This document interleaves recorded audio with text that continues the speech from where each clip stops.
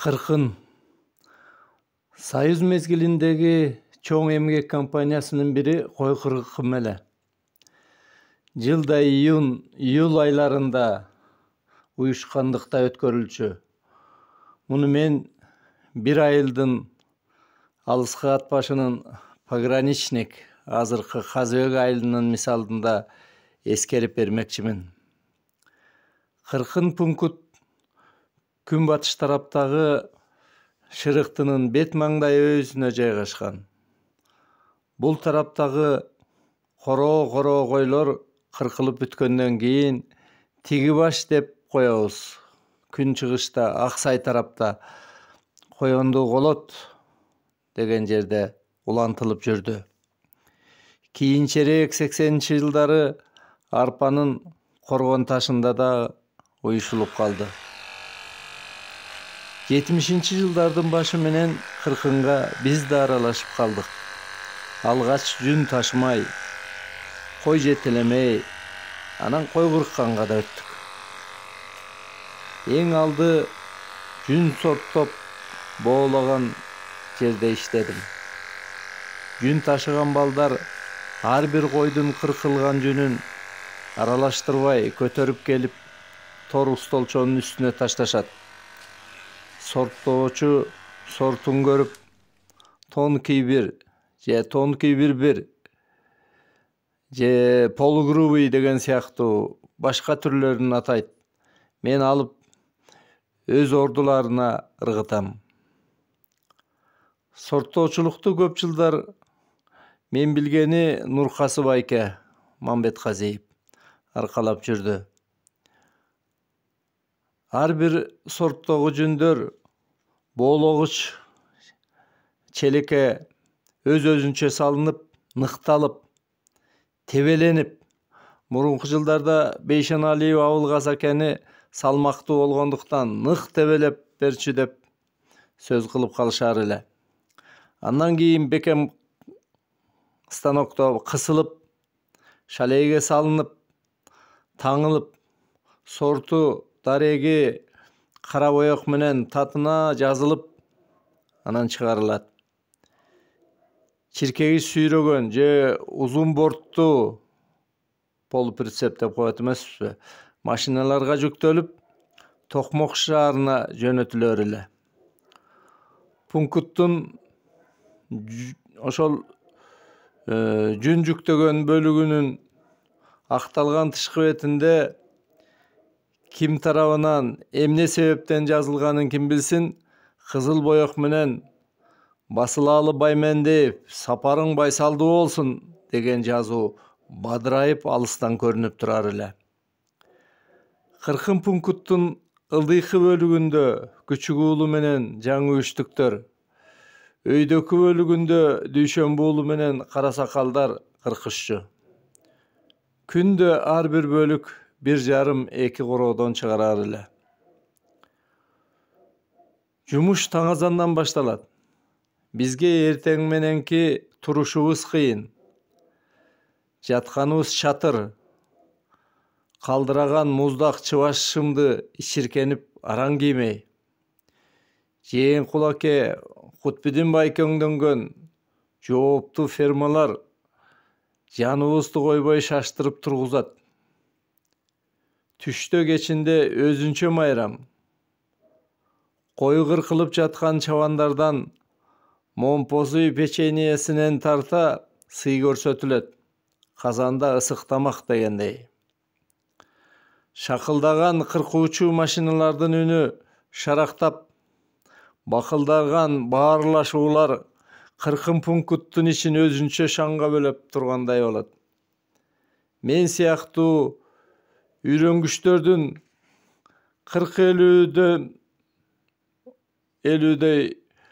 кой кыркканы болбосо, көпчүлүк 80-90, алдыңкылары 140 тегерегине чейин кыркышат. Кыйналганың менен өзүнчө рахаты бар. Кой жетелеп келген баланын жардамы менен койду тактага чыгарып, оң капталына жыгасың. Sol butun койдун алдыңкы колдорунун ортосуна, оң бутуң арткы буттардын ортосуна керилип, чалкалата өйдөлөнтүп коюп, сол шыйрагынан алдыңкы колун көздөй шилтеп кыркып баштар элек. Көчүк жагынан моюнга чейин ирээттүү жирелип, куйруктан кежигеге жеткен мезгилде кайрылып курсак жүнү алынып, көчүгүнө отургузулуп, оң капталы тазаланат. Чыбашы жок түп жагы менен териге такай шилтенген курч бычак өзүнчө бир кереметти тартуулайт.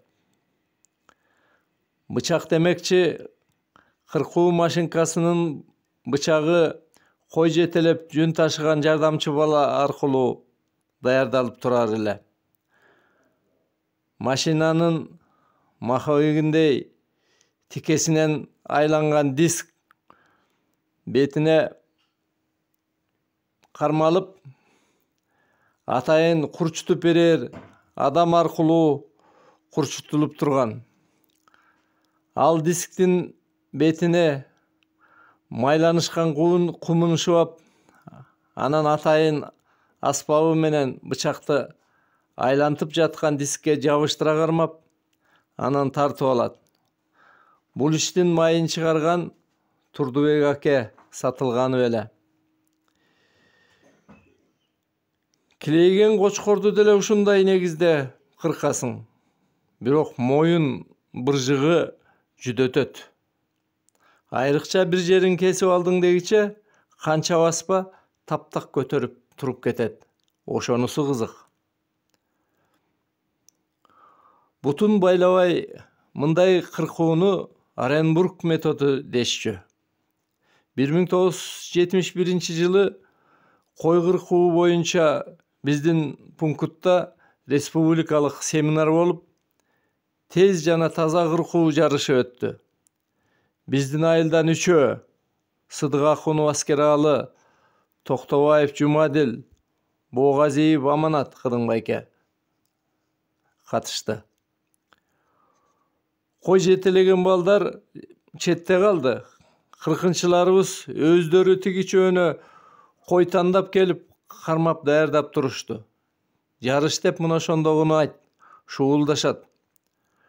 Шашылышта тез шилтеп жатып, бир койду кежигеге сайып алып, Кыдыңбайке жарыштан чыгып калды. Аскералы акенин башынан тердин тамчылап турганы азыр дагы көзгө элестеп турат. Канча мүнөт эсимде жок, 20 койду биринчи болуп кыркып бүттү. Эл жабыла кыйкырып, кол чабышты, куттукташты. Жарыш токтотулду. Экинчи орундагы Жумадил акебиз 16-ны, 3-чү орун делген башка жерден келген кыркымчы 14-тү кыркышыптыр. Алар бутун байлап кыркышат экен. Таза кыркылганы боюнча Жумадил экенин артыкчылыгы көрүндү.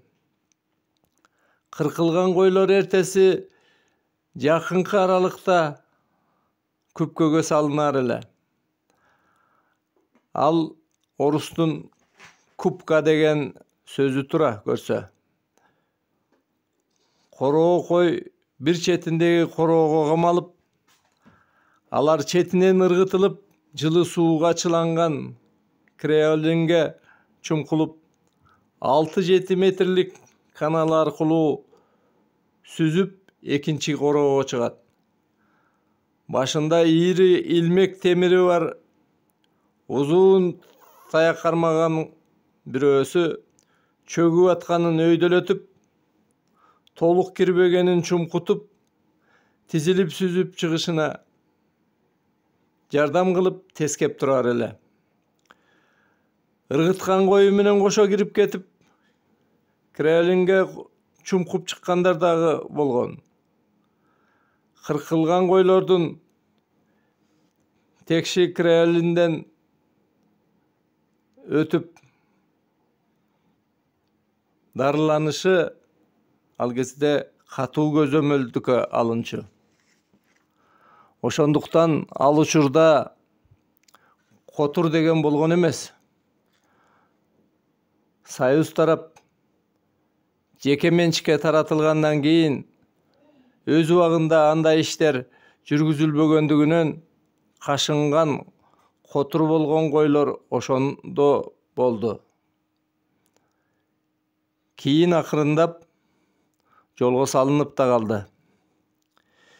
Эскере элес тутумдун барында рубрикабыздан мына ушул адамдардын фонунда ошол мезгилдеги чоң кой кыркын эмгек компаниясын эмгек алдыңкыларын эскерип коюуну туура көрдүк.